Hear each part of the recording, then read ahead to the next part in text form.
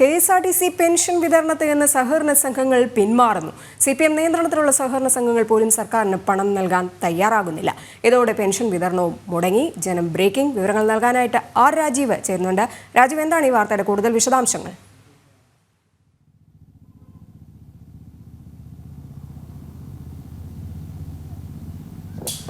രജനി, ഒന്നാം പിണറായി സർക്കാരിന്റെ കാലത്താണ് KSRTCയിൽ പെൻഷൻ മുടങ്ങിയതിനെ തുടർന്ന് പെൻഷൻകാർ ആത്മഹത്യ ചെയ്യാൻ തുടങ്ങിയത്. 35ഓളം പെൻഷൻകാർ ആ ഘട്ടത്തിൽ ആത്മഹത്യ ചെയ്തിരുന്നു. ഇതിനെ തുടർന്നാണ് സർക്കാർ ഈ സഹകരണ ബാങ്കുകളുടെ ഒരു കൺസോർഷ്യം രൂപീകരിച്ചുകൊണ്ട് ഈ പെൻഷൻ നൽകുന്നത് സഹകരണ ബാങ്കുകളെ ഏൽപ്പിച്ചിരുന്നത്. ഇതിന്റെ ഭാഗമായി സഹകരണ ബാങ്കുകളായിരുന്നു സംസ്ഥാനത്തെ ഈ KSRTC പെൻഷൻകാർക്ക് ഇതുവരെ പെൻഷൻ നൽകിക്കൊണ്ടിരുന്നത്. പക്ഷേ വലിയ പ്രതിസന്ധി ഇപ്പോൾ സഹകരണ സംഘങ്ങൾ നേരിട്ടുകൊണ്ടിരിക്കുകയാണ്. അതിന് ഏറ്റവും പ്രധാനപ്പെട്ട ഒരു കാരണം ഈ സഹകരണ സംഘങ്ങൾ പെൻഷൻ നൽകിയ വകയിലുള്ള കുടിശ്ശിക സംസ്ഥാന സർക്കാർ നൽകുന്നില്ല.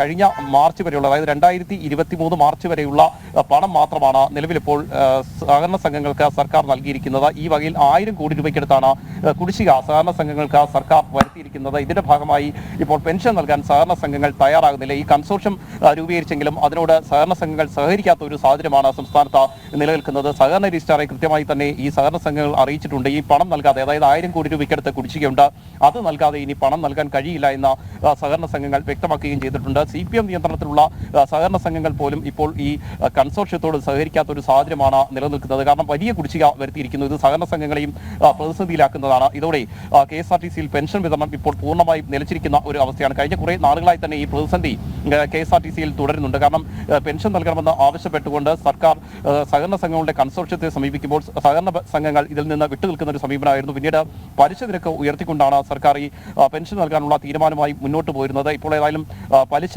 ഉയർത്തിയാൽ പോലും ഇനി സഹകരിക്കാൻ കഴിയില്ല എന്ന നിലപാടിലേക്ക് സഹകരണ സംഘങ്ങൾ എത്തുകയാണ്. അതിൽ ഏറ്റവും പ്രധാനം CPM നിയന്ത്രണത്തിലുള്ള സഹകരണ സംഘങ്ങൾ പോലും സർക്കാരിനെ വിശ്വാസമില്ലാത്തതിനാൽ പണം നൽകാൻ തയ്യാറാകുന്നില്ല. കാരണം വലിയ സാമ്പത്തിക പ്രതിസന്ധിയിലൂടെയാണ് സംസ്ഥാന സർക്കാർ കടന്നുപോയിക്കൊണ്ടിരിക്കുന്നത്. ചരിത്രത്തിലാദ്യമായി സർക്കാർ ജീവനക്കാരുടെ ശമ്പളവും പെൻഷനും ഒക്കെ മുടങ്ങുന്ന ഒരു സാഹചര്യം പോലും ഉണ്ടായി. അതുകൊണ്ട് തന്നെ ഇപ്പോൾ സർക്കാരിനെ വിശ്വസിച്ചുകൊണ്ട് സഹകരണ സംഘങ്ങൾ മുന്നോട്ട് പോകുന്നില്ല. ഇനിയും കുടിശ്ശിക വരികയാണെങ്കിൽ അത് സഹകരണ സംഘങ്ങളുടെ നടത്തിപ്പിനെ തന്നെ പ്രതിസന്ധിയിലാക്കും. മാത്രമല്ല റിസർവ് ബാങ്ക് ഈ വിഷയത്തിൽ ഇടപെടാനുള്ള സാധ്യതയും നിലനിൽക്കുന്നുണ്ട്. അതും പ്രതിസന്ധിയാണ്. ഈ കാര്യങ്ങളൊക്കെ ചൂണ്ടിക്കാണിച്ചുകൊണ്ടാണ് സഹകരണ സംഘങ്ങൾ പെൻഷൻ നൽകുന്നതിൽ നിന്ന് പിന്മാറുന്നത്. സഹകരണ രജിസ്ട്രാർ ഇക്കാര്യം സർക്കാരിനെ രേഖാമൂലം തന്നെ അറിയിച്ചിട്ടുണ്ട്. കഴിഞ്ഞ കുറെ നാളുകൾക്ക് മുൻപ് ഇപ്പോൾ അശോക് കുമാർ ചേരുന്നുണ്ട്. പെൻഷൻകാരുടെ സംഘടനാ നേതാവാണ് അദ്ദേഹം. ശ്രീ അശോക് കുമാർ, KSRTC പെൻഷൻ വിതരണത്തിൽ നിന്ന് സഹകരണ സംഘങ്ങൾ പിന്മാറുകയാണ് ചെയ്യുന്നത്. അവിടെ ഒരു വാർത്തയാണ് ഇപ്പോൾ ജനം TV പുറത്ത് വിടുന്നത്. എന്തായാലും ശമ്പളവുമില്ല, പെൻഷനും ഇല്ലാത്തൊരവസ്ഥയിലേക്ക് എത്തിച്ചേർന്നിരിക്കുക തന്നെയല്ലേ? KSRTCയില് ഞങ്ങൾ PSCയിലൂടെയാണ് ജോലിയിൽ പ്രവേശിച്ചത്. KSR പാർട്ട് 3 പ്രകാരമുള്ള സ്റ്റാറ്റ്യൂട്ടറി പെൻഷൻ നമുക്ക് 1984 ഗവൺമെന്റ് ഇൻട്രൊഡ്യൂസ് ചെയ്തതാണ്. ആ സ്റ്റാറ്റ്യൂട്ടറി പെൻഷൻ ഗവൺമെന്റ് നേരിട്ട് നൽകാതെ വന്ന് ഞങ്ങൾ നിരവധി പേര് ആത്മഹത്യ ചെയ്യുന്ന ഒരു അവസ്ഥ വന്നപ്പോൾ ഞങ്ങൾ 2013 ഹൈക്കോടതിയിൽ പോയി. ഹൈക്കോടതി അന്ന് പറഞ്ഞു പെൻഷൻ സ്റ്റാറ്റ്യൂട്ടറിയാണ്, ഗവൺമെന്റ് നേരിട്ട് കൊടുക്കണമെന്ന് 2014 ഉത്തരവ് വന്നതാണ്.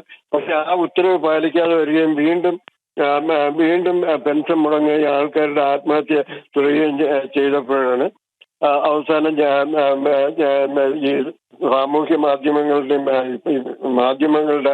എല്ലാം സമ്മർദ്ദത്തിന്റെ പുറത്ത് ഗവൺമെന്റിന് ഈ പെൻഷൻ കൊടുക്കേണ്ട ഒരു അവസ്ഥ വന്നു. അന്ന് അവർ ചെയ്തതെന്ന് പറഞ്ഞാൽ ഇത് നേരിട്ട് നൽകാതെ കൺസോർഷ്യം, സഹകരണ ബാങ്കുകളുടെ കൺസോർഷ്യം രൂപീകരിച്ചുകൊണ്ട് 2018 ഫെബ്രുവരി മുതൽ സഹകരണ ബാങ്കുകളുടെ കൺസോർഷ്യം രൂപീകരിച്ച് പെൻഷൻ നൽകിക്കൊണ്ടിരിക്കുകയാണ്. ഇത് തന്നെ വളരെ ഒരു പ്രതിമാസം 4.5 കോടി രൂപ പലിശ നൽകിയാണ് ഈ പെൻഷൻ നൽകുന്നത്. ഗവൺമെന്റ് നേരിട്ട് നൽകേണ്ട പെൻഷൻ നേരിട്ട് നൽകാതെ, മറ്റ് ഡിപ്പാർട്ട്മെന്റുകളിലെ പോലെ നൽകേണ്ട പെൻഷൻ നേരിട്ട് നൽകാതെ ഈ സഹകരണ സംഘങ്ങൾക്ക് പെൻഷൻ കൊടുത്ത നാളിതുവരെ 300 കോടി രൂപയോളം പലിശ ഇനത്തിൽ മാത്രമേ ഗവൺമെന്റ് സഹകരണ സംഘങ്ങൾക്ക് കൊടുത്തിട്ടുണ്ട്.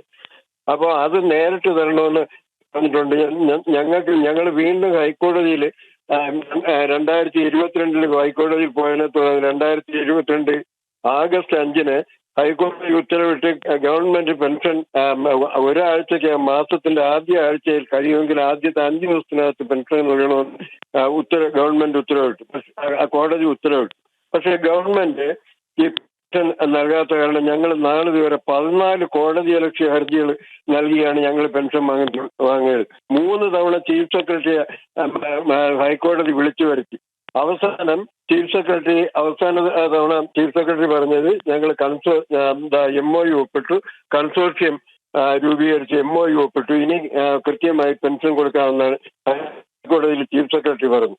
പക്ഷേ അത് ഇപ്പോഴും വീണ്ടും മുടങ്ങിയിരിക്കുകയാണ്. ഇപ്പോഴും സംഭവം എന്ന് പറഞ്ഞാൽ സഹകരണ സംഘങ്ങൾ പൈസ കൊടുക്കാതിരിക്കുകയാണ്. ഇപ്പൊ ഈ മാസവും ഞങ്ങൾ പെൻഷന് വേണ്ടി ജൂൺ മാസത്തെ പെൻഷന് വേണ്ടി ഞങ്ങൾ കോടതിയലക്ഷ്യ ഹർജി നൽകിയിരിക്കുകയാണ്.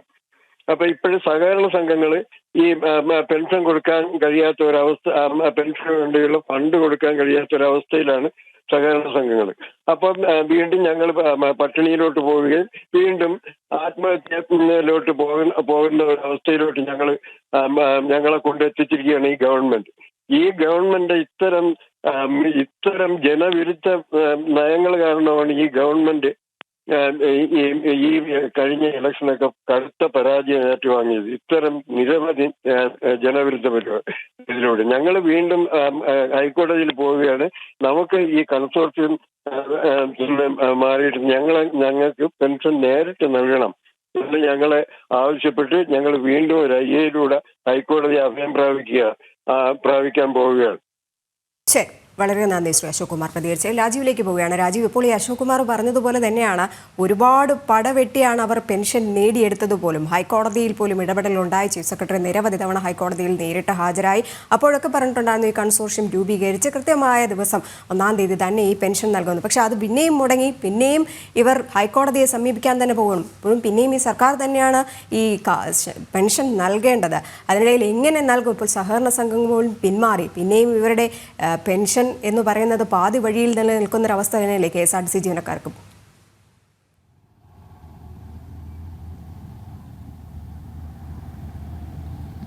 രജനി, ഏതായാലും വലിയൊരു ഗതികേട് തന്നെയാണ് KSRTC പെൻഷൻകാർ അനുഭവിക്കുന്നത് എന്ന കാര്യത്തിൽ സംശയമില്ല. കാരണം നമുക്ക് ഓരോ ദിവസവും വരുന്ന പെൻഷൻകാരുടെ ഫോൺ കോളുകളുണ്ട്. അവർ പറയുന്ന അവരുടെ പ്രതിസന്ധികളുണ്ട്. മരുന്ന് വാങ്ങാൻ പോലും പണമില്ലാത്ത ഗതികേട്. PSC വഴി സർവീസിൽ കയറി ഇത്രയും നാൾ KSRTCയെ സേവിച്ചതിന് ശേഷം ഈ പെൻഷന് വേണ്ടി അനിശ്ചിതമായി കാത്തിരിക്കേണ്ടി വരുന്ന ഒരു ഗതികേടിനെ കുറിച്ച് അവർ പലരും പറയാറുണ്ട്. മരുന്ന് വാങ്ങാൻ പണമില്ല, ആഹാരം കഴിക്കാൻ പോലും പണമില്ലാത്ത ഗതികേടിനെ കുറിച്ച് പോലും അവർ പറയാറുണ്ട്. എന്ന് പെൻഷൻ ലഭിക്കുമെന്ന് ചോദിച്ചുകൊണ്ടാണ് പലപ്പോഴും ഈ ഫോൺ വിളികളൊക്കെ എത്തുന്നത്. അതുകൊണ്ട് തന്നെയാണ് ഈ വിഷയം നമ്മൾ ചർച്ചയാക്കാൻ തീരുമാനിച്ചത്. ഏതായാലും അത്ര വലിയ ഗതികേട് തന്നെയാണ് KSRTC പെൻഷൻകാർ നേരിട്ടുകൊണ്ടിരിക്കുന്നത് എന്ന കാര്യത്തിൽ സംശയമില്ല. കാരണം ഓരോ മാസവും കൃത്യമായി പെൻഷൻ നൽകാത്ത ഒരു അവസ്ഥയുണ്ട്. പലപ്പോഴും ഈ സഹകരണ സംഘങ്ങളുടെ കാല് പിടിച്ചൊക്കെയാണ് പിന്നീട് സഹകരണ രജിസ്ട്രാർ ഈ പണം വാങ്ങി നൽകുന്നത്. അതിനുശേഷം ഈ സഹകരണ സംഘങ്ങളെ വഴി വിതരണം ചെയ്യുന്നത്. പക്ഷേ ഇപ്പോൾ സഹകരണ സംഘങ്ങൾ മുന്നോട്ട് വെക്കുന്ന ഏറ്റവും വലിയ പ്രശ്നം അവർക്ക് കോടിക്കണക്കിന് രൂപയുടെ കുടിശ്ശികയുണ്ട്. 1000 കോടി രൂപയ്ക്കടുത്ത് കുടിശ്ശികയുണ്ട് എന്ന് പറയുമ്പോൾ സഹകരണ സംഘങ്ങളുടെ നിലനിൽപ്പ് തന്നെ അത് ചോദ്യം ചെയ്യുന്നതാണ്. ആ പണം നൽകുന്നില്ല. രാജീവ് തുടരുക. ഇപ്പോൾ അജയൻ BMS നേതാവ് കൂടി ചേരുന്നുണ്ട്. ശ്രീ അജയൻ, ഇപ്പോൾ KSRTC പെൻഷൻ വിതരണത്തിൽ നിന്ന് സഹകരണ സംഘങ്ങൾ പിന്മാറുന്നു. വീണ്ടും പെൻഷൻ ലഭിക്കാത്തൊരവസ്ഥയിലേക്ക് എത്തിച്ചേരും തന്നെയാണ് ചെയ്യുന്നത്. എന്താണ് പ്രതികരണം? പെൻഷൻ എന്ന് പറയുന്നത് അതൊരു അവകാശമാണ്. കാരണം ദീർഘനാള് ഒരു സർക്കാർ സർവീസിൽ പ്രവേശിച്ചിട്ട് അവസാനം കിട്ടുന്ന ഈ പെൻഷൻ എന്ന് പറയുന്നത് അവരുടെ മറ്റ് ജീവിത ചെലവുകൾക്ക് വേണ്ടിയുള്ള ഒരു സംവിധാനമാണ്. ഇപ്പോൾ ഈ KSRTCയിൽ ഈ പെൻഷൻ നടപ്പിലാക്കിയപ്പോൾ തന്നെ പെൻഷൻ വിതരണം എങ്ങനെ ചെയ്യണം എന്നുള്ളതിനൊരു അടിസ്ഥാനമായിട്ടുള്ള ഒരു തത്വസംഹിത ഉണ്ടാക്കാത്തതാണ് ഈ പെൻഷൻ അനിശ്ചിതത്വത്തിന്റെ പ്രധാനപ്പെട്ട കാരണം. 1. 2, ഇന്നിപ്പോ ഈ പെൻഷൻകാർ അനുഭവിക്കുന്ന ഈ പെൻഷന്റെ കാര്യം മാത്രമല്ല, വേറെയും വലിയൊരു ബുദ്ധിമുട്ടുണ്ട്. കാരണം KSRTCയുടെ ശമ്പള പരിഷ്കരണ കരാർ അത് നാളിതുവരെ ഗവൺമെന്റ് അംഗീകരിച്ചിട്ട് 2 വർഷമായി ശമ്പള പരിഷ്കരണം നടന്നിട്ട്. ആ ശമ്പള പരിഷ്കരണ കരാർ അംഗീകരിക്കാത്തത് കൊണ്ട് ഇന്ന് അടിസ്ഥാന പെൻഷൻ മാത്രം കിട്ടുന്ന KSRTCയിൽ നിരവധി പെൻഷൻകാരുണ്ട്. അത് നമ്മൾ ഇതിനോടൊപ്പം ചേർത്ത് വായിക്കേണ്ടതാണ്. പെൻഷൻ അവകാശമാണ്. അത് ഗവൺമെന്റ് മുൻകൈ എടുത്ത് തന്നെ അത് വിതരണം ചെയ്യണമെന്ന് മാത്രമല്ല, ഞാൻ ഈ അവസാനം പറഞ്ഞ ഈ പെൻഷന്റെ കാര്യത്തിലുള്ള അനിശ്ചിതത്വം, ഈ പെൻഷനുള്ളിൽ വരുന്ന മറ്റു വിഷയങ്ങൾ, ഈ കരാർ ഗവൺമെന്റ് അംഗീകരിക്കാത്തത് കൊണ്ടുള്ള പെൻഷൻകാർ നേരിടുന്ന പ്രശ്നങ്ങളും കൂടെ ഇത് ഗവൺമെന്റ് മുൻകൈ എടുത്ത് പരിഹരിക്കണമെന്നുള്ളതാണ് എംപ്ലോയീസ് സംഘിന്റെ ഭാഗത്തു നിന്ന് പറയാനുള്ളത്. ശരി, അജയൻ പ്രതികരിച്ചതിൽ നന്ദി. രാജീവിലേക്ക് പോവുകയാണ്. രാജീവ്, ഇപ്പോൾ ഈ പെൻഷൻ മുടങ്ങി എന്ന് പറയുമ്പോൾ കഴിഞ്ഞ ദിവസം ഗതാഗത മന്ത്രി പറഞ്ഞൊരു കാര്യമുണ്ടായിരുന്നു, ജീവനക്കാർക്ക് കൃത്യമായിട്ട് 1-ാം തീയതി തന്നെ ശമ്പളം ലഭ്യമാക്കാനുള്ള നടപടികൾ ആരംഭിച്ചു. എവിടെ നിന്ന് കൊടുക്കാനാണ് ഈ ശമ്പളം പോലും?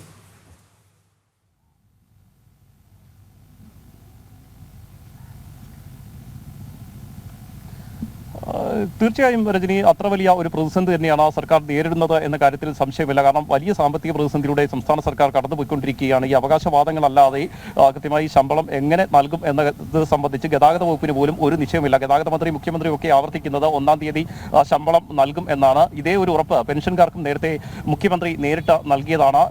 തിരുവനന്തപുരത്ത് വലിയൊരു സമ്മേളനമൊക്കെ സംഘടിപ്പിച്ചുകൊണ്ടായിരുന്നു അന്ന് മുഖ്യമന്ത്രി പ്രഖ്യാപിച്ചത്, ഇനി മുതൽ KSRTC-യിൽ പെൻഷൻ മുടങ്ങില്ല, എല്ലാ മാസവും 1-ാം തീയതി പെൻഷൻ ലഭിക്കുമെന്ന്. പക്ഷേ അതിനുശേഷമുള്ള അവരുടെ ഗതികേട് ഇപ്പോൾ നമ്മൾ കണ്ടതും കേട്ടതുമാണ്.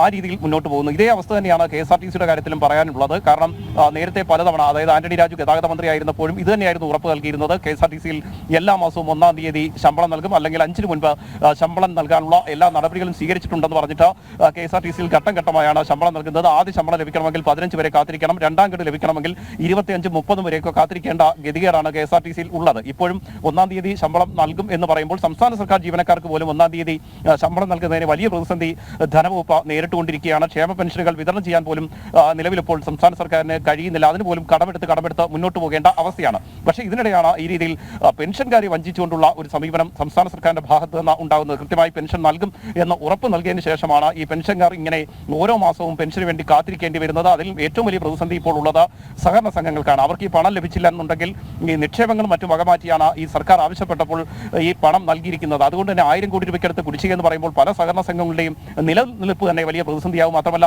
റിസർവ് ബാങ്ക് ഇതുമായി ബന്ധപ്പെട്ട കണക്കുകൾ ശേഖരിക്കാൻ തുടങ്ങിയാൽ അതും സഹകരണ സംഘങ്ങൾക്ക് വലിയ പ്രതിസന്ധിയാണ്.